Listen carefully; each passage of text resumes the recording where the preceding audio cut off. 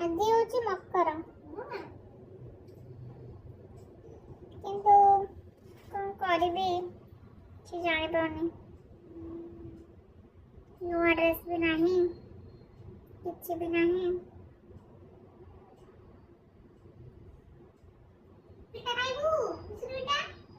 ପିଠା ଖାଇଲେ କ'ଣ ହବ? ନୂଆ ଡ୍ରେସ୍ ପିନ୍ଧିକି ସିନା ଗୁଡ଼ି ଉଡ଼େଇବ। ଛାତକୁ ଗଲେ ପିଲାମାନେ ଛାତ ଉପରେ ନୂଆ ଡ୍ରେସ୍ ପିନ୍ଧିକି ଗୁଡ଼ି ଉଡ଼ଉଛନ୍ତି।